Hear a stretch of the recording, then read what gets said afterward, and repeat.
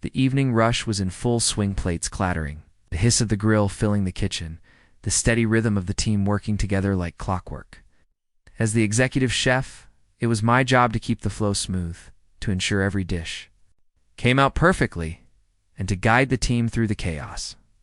It had always been this way. I thrived under pressure, loved the challenge of leading a kitchen. Nothing could throw me off track. But today was different. I had just plated the final order of the night when my phone buzzed in my pocket. A quick glance at the screen. Kevin, the new boss. I had always respected Kevin. He was brought in to improve the restaurant, to take us to new heights. But since his arrival, I'd noticed small, subtle changes, things starting to feel less like a team and more like a business. And today, it seemed like those changes were about to come to a head. I stepped into the back office, wiping my hands on a towel, still wearing my chef's whites. The hum of the kitchen seemed miles away now. I could already feel the weight of the phone call settling in. "Kevin." "Hey," I said, my voice already tense. Sensing the shift, protagonist's name. "We need to talk," Kevin said, his tone flat and cold. "It's not easy, but we've made the decision to move in a different direction."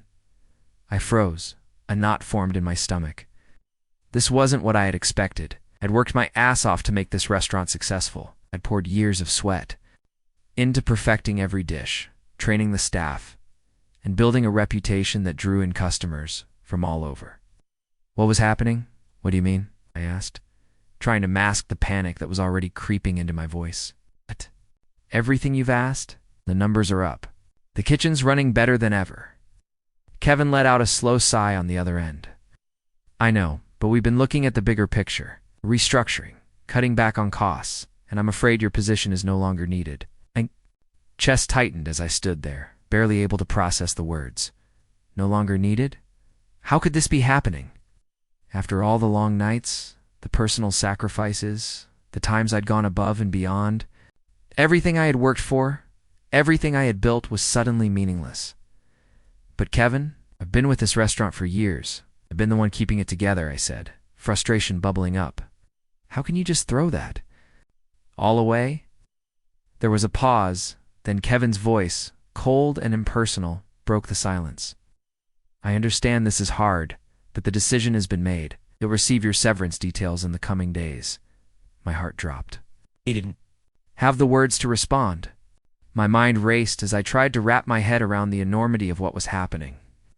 I had worked tirelessly, sacrificed time with my family, and dedicated my life to this restaurant. And now, it felt like none of that mattered. I stood there, unable to say anything else, feeling the anger rise in my chest. "I can't believe this," I whispered, more to myself than to him. "I'm sorry," Kevin replied, his voice flat. "There's nothing more to discuss." The line went dead. I stood there, the phone still pressed to my ear, staring blankly at the walls of the small office. The kitchen, once a place I felt at home, now seemed foreign. What just happened? I thought, how could this be real? I had always thought that if I gave everything I had, if I led with passion and dedication, it would be enough. Not now. I was standing in the rubble of my career, unable to make sense of what had just unfolded. I leaned back against the cool metal of the prep table, the weight of determination still heavy in my chest. My fingers drummed idly on the counter, trying to make sense of it all. But then, as the noise of the kitchen hummed around me, orders being called out, pots clanging, the sizzle of meat hitting the grill, I couldn't help but let my mind drift. Back to the beginning. Back to when I first started at this restaurant, for it became a constant whirlwind of stress and pressure. I remember walking through those kitchen doors for the first time, bright-eyed and full of ambition. The restaurant had a reputation, a small but well-known spot with loyal customers, a solid team, and a menu that was starting to turn heads. I was eager to prove myself, to show what I could do. But I quickly learned that this kitchen wasn't. For the faint of heart, it was grueling. The hours were long, the pressure unrelenting. But there was something so satisfying about it, the rhythm of the kitchen. The way everything worked together in harmony over the years I poured my soul into this place. I'd work long shifts, often arriving before the sun came up and staying well after the last customer had left. The kitchen was my sanctuary, the place where I felt truly alive. Every dish I plated, every menu I curated, was a reflection of the hours of sweat and dedication I'd put in. It wasn't just about cooking, it was about leading my team. Shaping the atmosphere of the restaurant, and creating an experience for every guest who walked through the door. The team that worked under me was my second family. I mentored the younger chefs, taught them techniques I had spent years mastering. Together, we turned out plates that were more than just food, they were works of art.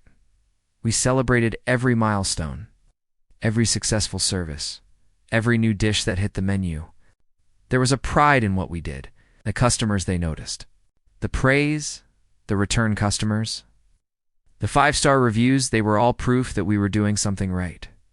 But then came Kevin. When the news broke that the restaurant had been acquired, I didn't know what to expect. Change was inevitable. But I never imagined that it would be this drastic. Kevin came in like a whirlwind, charismatic, full of ideas, and with a vision for the future. At first I was excited. I thought this was our opportunity to take things to the next level, to push the restaurant even further into the spotlight. Kevin spoke of expanding the menu, improving efficiency, and bringing in fresh ideas. I was on board. I was ready to make the leap with him. The first few weeks were exciting. We had meetings where he discussed his vision for the future of the restaurant, and I could see the possibilities. His enthusiasm was contagious, and the team was starting to get excited about the direction we were headed. I felt like this was the fresh energy the restaurant needed. Finally, we were going to grow into something bigger, something more successful. I pictured myself taking on new challenges, innovating in the kitchen, leading a growing team. The future seemed bright, but things quickly began to change. Kevin's promises of collaboration and improvement started to feel hollow. The meetings that once felt full of hope turned into sessions about cutting costs and maximizing efficiency. Where we used to have the freedom to experiment with new ideas and ingredients, now it was all about the bottom line. I began to see my team get discouraged, their creativity stifled. The joy that once came from creating something new in the kitchen was replaced by an overwhelming pressure to cut corners and focus solely on profit. I tried to keep the team motivated. I told myself this was just a transition period, that things would smooth out once Kevin settled in. But the cracks kept widening. The late nights, the tight budgets, the lack of trust in my decisions, it was starting to take its toll on me. And the team, once a close-knit group, was beginning to unravel. I could feel the pressure mounting, the stress creeping into every aspect of the kitchen. I look back on the milestones we had achieved, the events we'd catered, the new dishes that became customer favorites, the praise from critics that seemed to roll in every month. I thought about all the time I had spent building this place up, and it hurt. It hurt to see how quickly Kevin had come in and changed everything. What happened to the restaurant that was about passion, about creativity? What happened to the restaurant that made me proud every single day? And now, standing here, looking at the team I had once led with pride, I couldn't shake the feeling that something had gone terribly wrong. I had done everything right. I had given everything I had to make this restaurant succeed. But it wasn't enough. I could still hear the sound of the kitchen, the clattering of pans, the sizzle of the grill, the hum of the team working together, and for a moment, just a moment, I felt that old spark. The pride, the passion, the energy that had driven me for so long. But that feeling was quickly replaced by the cold reality of where I was now. It wasn't supposed to end like this. Not after all the work, not after everything I had done to make the restaurant what it was. But here I was, caught in the middle of a company on the edge of change, and I couldn't help but wonder, was it all for nothing? The first few weeks under Kevin's leadership were exciting. The restaurant was buzzing with possibilities, and the team was eager to adapt to the changes he promised. But then, gradually, I began to notice subtle changes that I couldn't ignore. It started with small things, a comment here and there, a shift in his tone, a look that didn't match the friendly enthusiasm he had initially shown. At first, I thought it was just the pressure of managing a growing business, the normal stress that came with change. But soon, I began to feel the unease in the air. Like a tension that hovered just out of reach, ready to snap.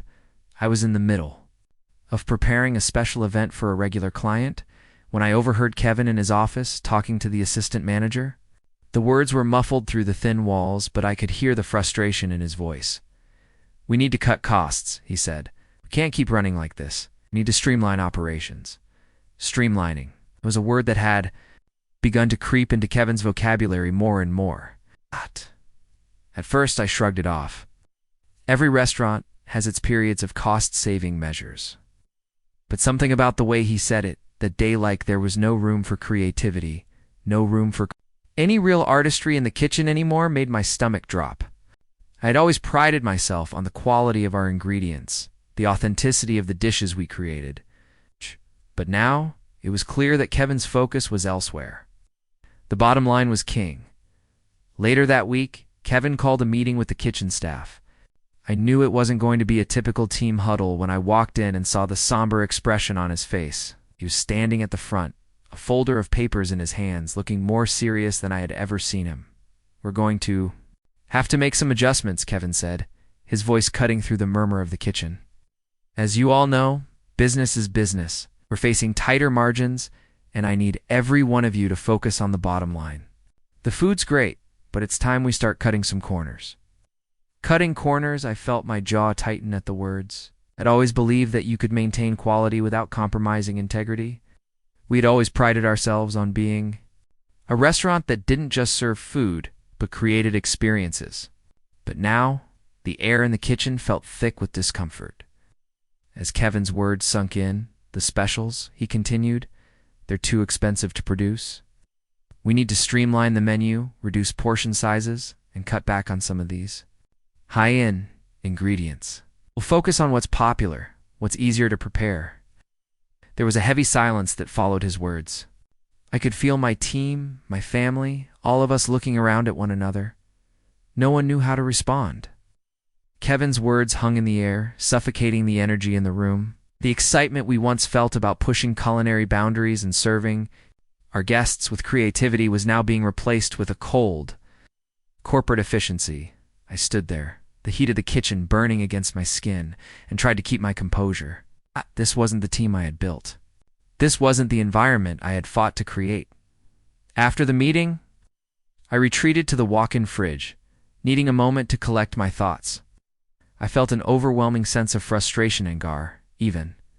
How had we gotten here? I thought about the dishes we had created over the years, the loyal customers who returned time after time for something new, something exciting. The excitement had always been about quality, about pushing ourselves to be better. But now it seemed that Kevin was pushing us to be faster, cheaper, or more disposable. The more I thought about it, the more the pressure built. Kevin didn't see the heart of what we did. To him, it was just about cutting costs, about maintaining profit margins. To him, we were a business, not a kitchen. And that's when it hit me, the first real shift in the atmosphere. Kevin wasn't the leader I thought he was. The enthusiasm that had once felt so genuine now seemed calculated.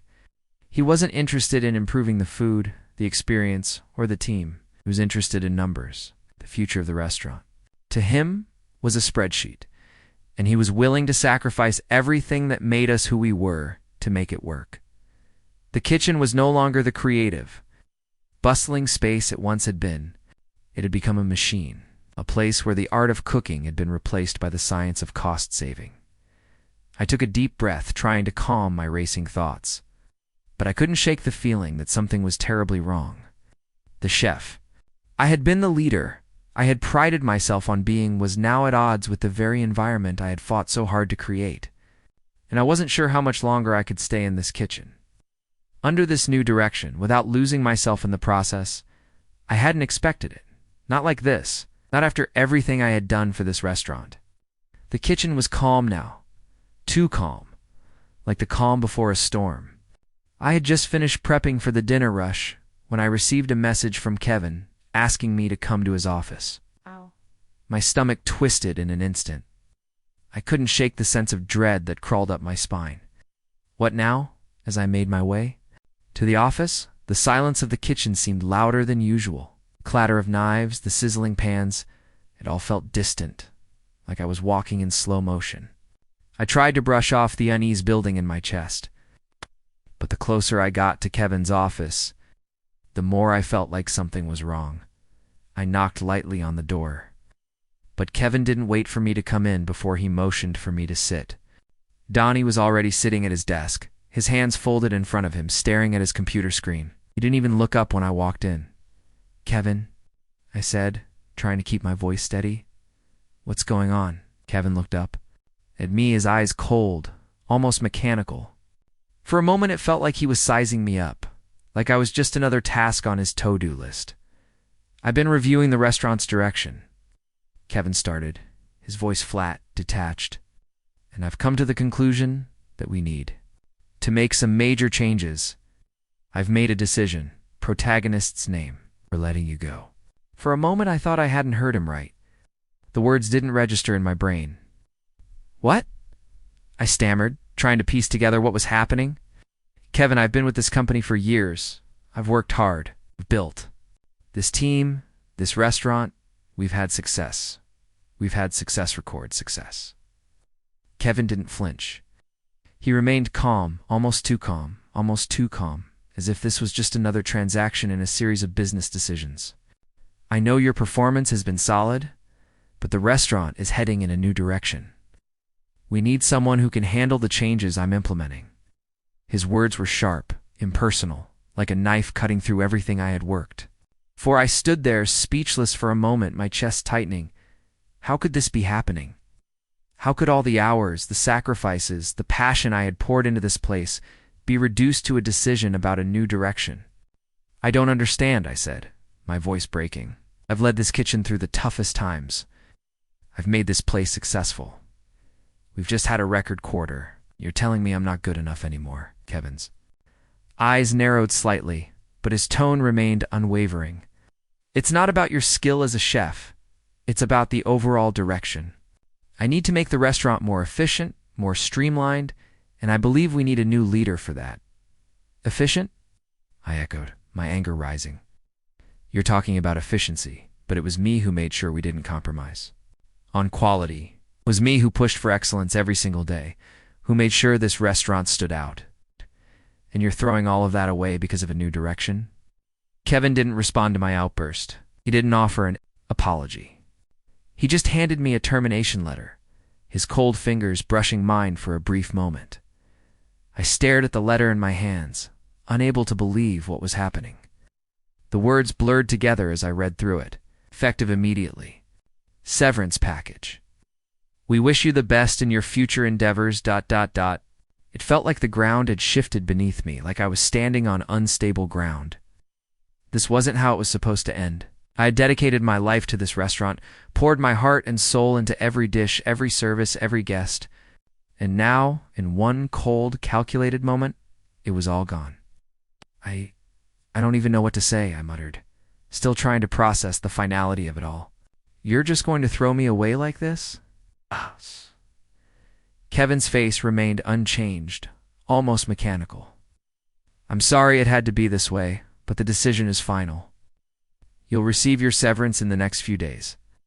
I could feel the anger burning inside me, but it was mixed with something else, something much deeper.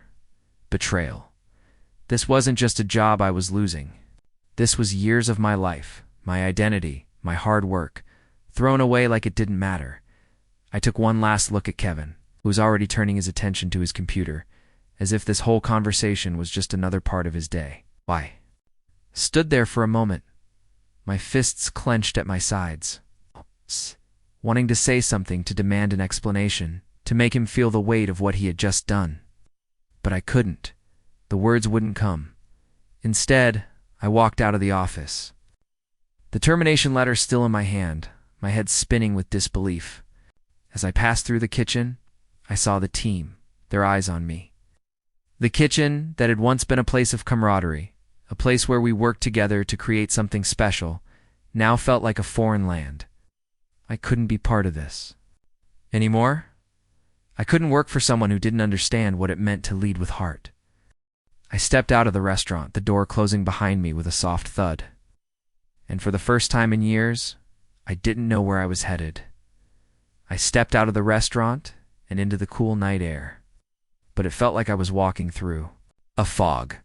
The world around me was moving in slow motion, cars driving by, people going about their evening, but it all felt distant, like I wasn't really there, like I was watching someone else live my life.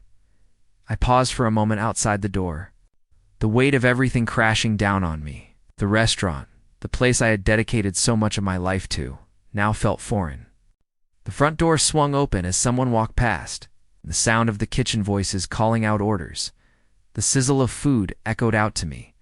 I could almost see my team working in there, moving in sync just like we always had. The scent of garlic, onions, and seared meat seemed to follow me as I stood there, frozen. How had it all gone so wrong?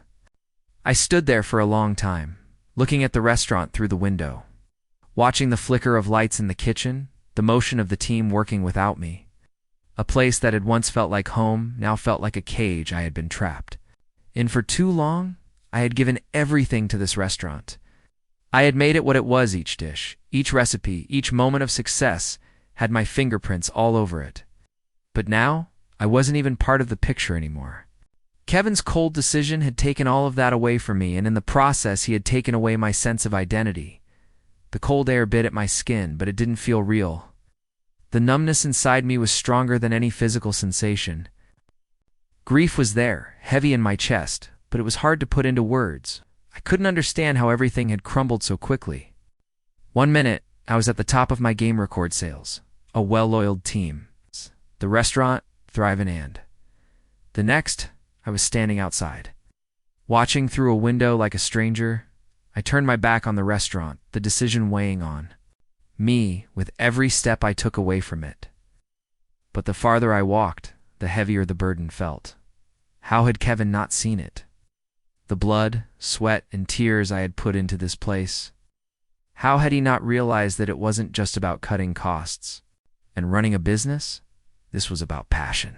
This was about creating something that mattered. I didn't know what I was supposed to feel now. Was I supposed to feel angry? I did. Was I supposed to feel relieved? I didn't know what it was I was supposed to feel. It was all a blurring, betrayal, frustration, but mostly it was this overwhelming emptiness, this sense of being lost. I found myself walking aimlessly, my mind spiraling. Every step felt heavier than the last, the weight of what had just happened pushing me further into the darkness. I hadn't just lost a job. I had lost my purpose, my sense of direction, my passion. I didn't know how long I walked, but eventually I found myself standing in front of the park near my apartment. I hadn't even realized I had walked this far. The night was quiet, the streetlights casting long shadows across the pavement. I stood there, staring at the empty path ahead of me, unsure of where I was supposed to go next. My phone buzzed in, my pocket snapping me out of my trance. It was a message from one of the sous chefs, someone I had worked closely with for years. "Are you okay?" it read. I stared at the message for a long time, the words bringing a lump to my throat. "AM. I okay?" I wasn't sure. I didn't even know who I was without that kitchen, without my team, without the purpose that had driven me for so long. I typed a quick response, trying to keep my emotions in check. "I'm fine, just need some time to think." I didn't know how long it would take to find that clarity. The weight of the firing, the confusion, the anger, it was all too much to process in one moment. But as I stood there in the quiet of the night, I knew one thing for sure. I couldn't let this define me. I couldn't stay in this place of uncertainty forever. I had to find a way forward, somehow. But for now, all I could do was stand there, staring at the restaurant from across the street, feeling the loss weigh heavily on me, and trying to figure out what my next step would be. I don't remember how I got home that night. My body moved on autopilot, the streets passing by in a blur, the cold night air barely registering. By the time I unlocked the door to my apartment, everything felt muted, like the world around me was distant, out of reach. I dropped my keys on the counter and kicked off my shoes, but I didn't even have the energy to go any further. My legs felt heavy, my mind spinning. I stood there in the quiet of my apartment, staring at the walls, once familiar, once comforting, now seeming foreign. The kitchen was just a few steps away, but even it felt like a place I no longer belonged. I had spent years making this place my sanctuary, filling it with the tools and ingredients I needed to create something meaningful. But now it was just a hollow reminder of what had been taken from me. I walked over to the dining table and sat down. The termination letter was still clutched in my hand, its edges frayed from the way I had gripped it earlier. I laid it flat on the table, staring at the impersonal words in front of me. Effective immediately. No longer needed. I felt like I was suffocating. I had always prided myself on my work ethic, on my ability to lead a team and create something special in the kitchen. But now, all of it felt meaningless. The long hours, the sacrifices, the passion I had poured into every dish had all amounted to nothing in Kevin's eyes. He didn't see any of it. He didn't care about the love I had for this restaurant, about how I had made it thrive. He didn't see the way I had poured my heart into the food, the way I had built relationships with my team and my customers. The anger was still there, burning beneath the surface, but it was buried under an overwhelming sense of grief. The frustration, the confusion, it was all consuming. How could this have happened? How had everything gone so wrong so quickly? I glanced at the kitchen, the counter that used to be cluttered with prep knives and fresh ingredients, now sitting, empty, unused. The quiet felt like a weight pressing down on my chest, squeezing the air out of me. This wasn't supposed to be how it ended. I'd worked for this restaurant, poured everything I had into it, and now it was over. I was nothing but a memory to them. A name on a firing letter. I reached out and grabbed a plate from the cupboard, but my hands were shaking. I set it down on the counter, trying to force myself to move through the motions of making something. I opened the fridge, but nothing seemed appetizing. The food I had once been so passionate about now felt like an obligation I didn't have the heart to fulfill. I took a jar of pickles from the shelf and placed them on the plate, then stared at it, my mind empty. The plate of food sat there, untouched. The hunger wasn't there. What I felt was emptiness, an aching void where my confidence, my sense of self, had been. I didn't want to eat. I didn't want to feel anything, but the grief, the frustration, and the crushing sense of betrayal were impossible to ignore. I pushed the plate aside and sank into the chair, the weight of the letters still in my hands. I couldn't stop thinking about the people I had worked with, my team, my family, in the kitchen. How would they feel knowing that I was no longer there to lead them?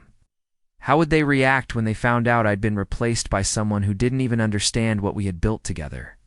It felt like a betrayal not just of me, but of all of us. I sat there in the dark. The only light coming from the streetlights outside, casting long shadows across the room. I didn't have the energy to turn on the lights. I didn't have the energy for anything. My mind kept racing, replaying every decision, every word, every moment that led to this. But in the end, I was left with nothing. No answers, no clarity, just an overwhelming sense of loss. I stared at the plate again. It sat there mocking me. The food I had once prepared with so much love now seemed insignificant. The kitchen, the team, the customers, it all felt so far away. I felt disconnected from it all. The person I had been, the person who poured every ounce of energy into that restaurant, felt like a distant memory, and I didn't know who I was without it. And so, I sat in the dark, feeling the weight of the world pressing in on me. The silence around me was deafening. All I could do was sit there and let the emptiness consume me, unsure of what to do next, unsure of who I was now. The next morning, the weight of the firing still hung heavy on my shoulders. I hadn't slept much, and when I finally dragged myself out of bed, the apartment felt colder than before. But something inside me stirred something beyond the grief, beyond the numbness. It wasn't much, but it was a start. Couldn't keep sitting in the darkness, wallowing in what had happened. I couldn't let the anger and confusion control me any longer. I had to move forward. I opened my laptop and stared at the blank screen for a moment, wondering where to start. At the restaurant, my career, my whole world, it felt like it had just crumbled around me. But the harsh reality was staring me in the face. I wasn't going to get the answers I wanted from Kevin. I wasn't going to wake up one day and find that everything had magically returned to how it used to be. The only thing I could do now was pick up the pieces and start over. I opened a job search website and began scrolling through listings. At first, it felt like reading a foreign language. I didn't even know where to begin. What kind of job could I apply for? How could I sell myself when everything I had known had just been ripped from my hands? But then something shifted. I began to see the familiar names of places I had worked before, restaurants that I respected, opportunities that were new but felt like they might be the right fit. With each listing I read, something in me clicked a glimmer of hope, however. Small, that I wasn't done. That my skills, my experience, my passion still mattered. I opened the first job listing. Executive chef, modern French cuisine, established restaurant. I paused, taking a deep breath before clicking apply. The process felt mechanical at first, the words I typed on my resume barely registering. But as I finished the first application, a sense of clarity started to settle in. This wasn't the end of my career, it was just the beginning of a new chapter. I moved through the rest of the morning with more focus. I sent out resumes, adjusted my cover letter, reaching out to job agencies that could help connect me with opportunities. It was strange at first. I felt like an outsider in my own industry. But the more I connected with people, the more I realized that there were still avenues to explore, still paths to take. It wasn't going to be easy, but it was possible. By the afternoon, I had set up a meeting with a recruiter. As I walked into their office, I tried to push aside the lingering doubts that still crept in. My hands shook a little as I sat down. Across from the recruiter, a woman who looked at me with a professional yet empathetic gaze. She didn't waste time. "Tell me about your experience," she said, and I found myself opening up. Talking about the years I had spent in the kitchen, the accomplishments, the leadership roles, the high-end events I had orchestrated. I spoke about my dedication to excellence, the pride I had taken in leading my team, how much I loved creating memorable experiences for customers.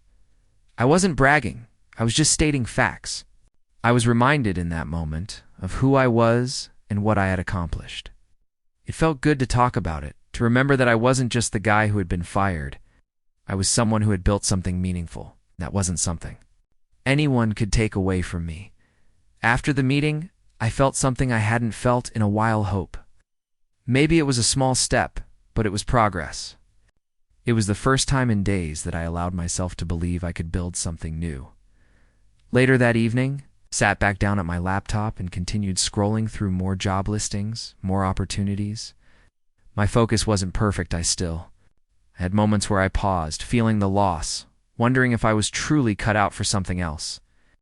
But the more I looked, the more I realized that I didn't have to settle for anything less than what I deserved. I had the skills, I had the experience, and most importantly, I had the drive to push forward. I clicked on another listing. Executive chef for growing chain of restaurants. Opportunity for growth. I took a deep breath. This time it felt different. The anger was still there, but it wasn't controlling me anymore. I was starting to take control of my future, one application at a time. It had been a week since the firing. A week of restless nights, unanswered questions, and a gnawing frustration that wouldn't go away. I had spent days looking for clarity, trying to understand why I had been let go after everything I had done. But every time I thought about it, the same words echoed in my mind: cost-saving measures, streamlining, new direction, empty, hollow justifications. I had to get answers. I needed to know what had really happened. I called Kevin's office, asking for a meeting. His secretary hesitated at first, but after a brief conversation, she scheduled me in for the next afternoon. I didn't know if I was ready for it. I wasn't sure if I was prepared for what I was about to face, but I couldn't keep wondering. I had to face him. The office was as sterile and cold as I remembered, with its shiny glass walls and sharp minimalist furniture. Kevin was sitting at his desk, his eyes flicking to his computer screen as I walked in. He didn't even look up. The casual indifference in his posture made my blood boil. "Kevin," I said, my voice tight with controlled anger. "We need to talk."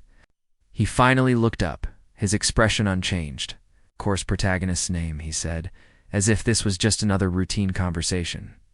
"Please, take a seat." I didn't sit. I wasn't here to sit quietly. I was here to get answers. "Why did you fire me?"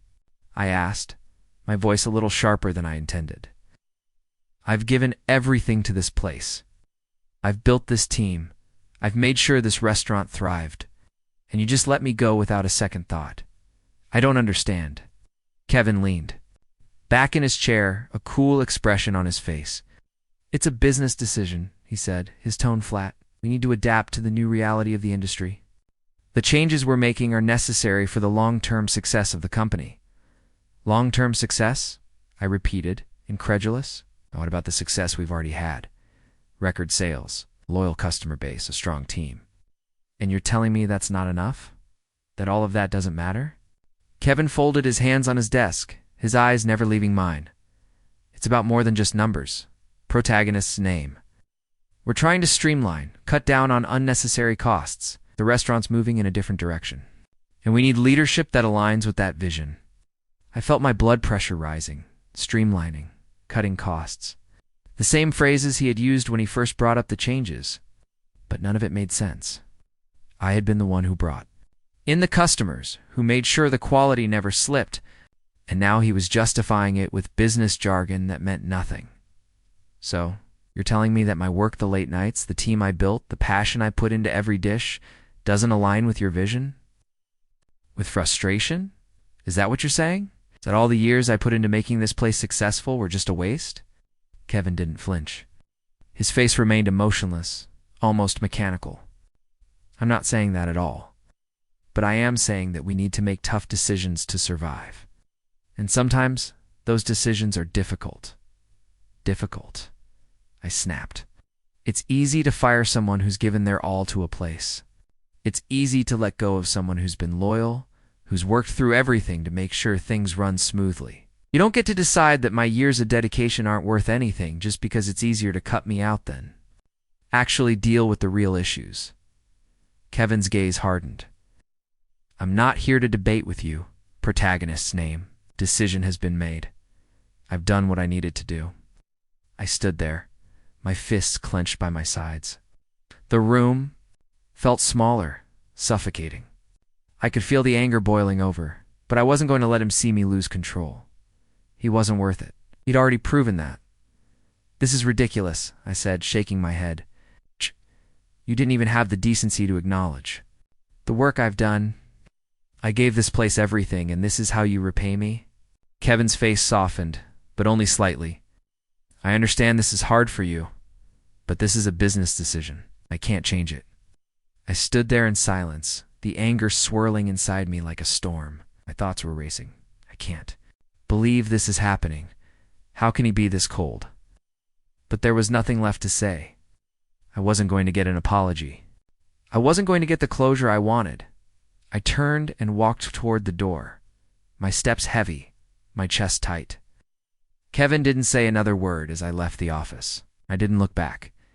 As I stepped out into the hallway, my heart still pounded in my chest. The weight of it all hit me again, and for a split second, I thought I might lose control. But then, I realized something I had already lost everything I could from this place. What more was there to lose? I stepped out of the building, the cold air biting at my skin. I didn't feel victorious. It didn't feel like I had gotten any closure. But I did feel something else, the burning need to move on. This chapter was over. Kevin wasn't the one. Who would determine my future? I had already made that decision. The days after the confrontation felt like a blur. I didn't know where to begin, how to start putting my life back together. The anger that had consumed me started to fade, but it was replaced with something more insidious, a deep sense of emptiness. For so long, my identity had been tied to that restaurant. It was where I had poured everything I had, and without it, I was left wondering who I was, what I stood for. But eventually I realized I couldn't stay in that space. I couldn't let the bitterness and frustration control me forever. I had to start healing. It didn't happen overnight, of course. The first step was small, just getting out of bed every morning without feeling like the weight of the world was on my shoulders. But once I did that, I started taking more deliberate actions. I signed up for a gym membership, something I had neglected for months, maybe even years. At first, it felt like another chore, another reminder of how far I had fallen. Soon, I realized it was more than that. The gym became a place where I could focus on something outside of the chaos. It wasn't about getting back to where I was before. It was about building myself back up, piece by piece. The first few weeks were tough. My muscles ached, and there were moments when I felt like giving up, but something inside me pushed me forward. Each time I lifted the weight, I felt a little bit stronger, a little bit more in control. The sweat on my brow wasn't just from physical exertion, it was from letting go of all the pent-up frustration. From releasing the tension I had been carrying for far too long. It wasn't just about working out, though. I knew that. I needed to reconnect with people, real people, the ones who had always been there for me, even when I was too busy to notice. I reached out to old friends, people I hadn't spoken to in months, even years. It was strange at first. Awkward, even. But when we sat down together, I felt a warmth I hadn't felt in so long. We laughed about old memories, shared stories, and caught up on life. It wasn't a cure for everything that had happened, but it was a reminder of something I had forgotten. There was a world beyond the kitchen. There was joy, there were experiences, there was life outside of the restaurant, outside of the job that had taken so much from me. Slowly, I started doing the things I used to love. I picked up the guitar again, something I had put down when I became consumed with work. The sound of the strings under my fingers brought me a sense of calm, a feeling I hadn't known in months. It wasn't about being perfect or creating something amazing. It was just about the act of playing, of reconnecting with a part of myself that I had buried for too long. I also started exploring new opportunities. I went to networking events. Not necessarily to find a new job, but to remind myself that I was still capable of connecting with others, of contributing. I didn't need to define myself by what I had lost. I could build something new. Each conversation felt like a small victory. I wasn't just sitting back and waiting for the next opportunity to fall into my lap. I was taking control of my future. There were still moments of doubt, of course. Moments when the anger would rise up again, when the bitterness would creep in, when I'd question what had gone wrong. But those moments became fewer, and the joy in the little things became more frequent. Slowly, I began to realize that this wasn't the end for me. The restaurant, the team, the betrayal, it didn't define who I was. I had defined myself. I wasn't broken, I was healing. And with each day that passed, I could feel myself becoming stronger, more confident, more determined than ever to move forward. The sun was setting on another quiet evening, the golden light filtering through the window and casting long shadows across the room. I sat by the window, the warm breeze coming through the open glass, and for the first time in weeks, I felt at peace. The anger, the confusion, it was still there, but it no longer controlled me. It had become something I could look at from a distance, something I could reflect on without being consumed by it. As I watched the sun dip below the horizon, I thought about everything that had happened. The firing, the betrayal, the moments of doubt and frustration, it all felt so distant now. At one point, it felt like my world had crumbled, that I was left in the rubble of my own life, struggling to make sense of it all. But now, looking back, I realized something important. I had survived. Not just survive, I had grown. I had faced something I never expected, something that had rocked me to my core, and I had come out stronger for it. The chef I was before that day in Kevin's office had been driven by a need for approval, for recognition. But now, I realized that I didn't need anyone's validation. I didn't need the restaurant or the title or the accolades. My worth wasn't tied to a job, it was tied to who I was as a person, as a leader, someone who gave everything they had to something they loved. and that no one could take from me. I had spent so much of my life measuring my success by what I could create in the kitchen, by the team I built and the dishes we served. But now I understood that it wasn't just about that. It was about the journey, about who I had become along the way. The long hours, the stress, the challenges they had all shaped me. But they hadn't defined me. And as much as the firing had hurt, as much as the betrayal had stung, I couldn't help but feel a sense of gratitude for the experience. It had forced me to rediscover who I was outside of the job. It had shown me that there was so much more to life than the kitchen. I smiled to myself as I looked out over the city, the lights beginning to flicker on in the distance. I had learned to find joy in the little things again, spending time with friends, reconnecting with old passions, and embracing new opportunities. The road ahead was uncertain, but for the first time in months, I felt ready for whatever came next. As the last of the sun disappeared beneath the horizon, I stood up, feeling a renewed sense of purpose in my chest. The past was behind me and it was time to move forward.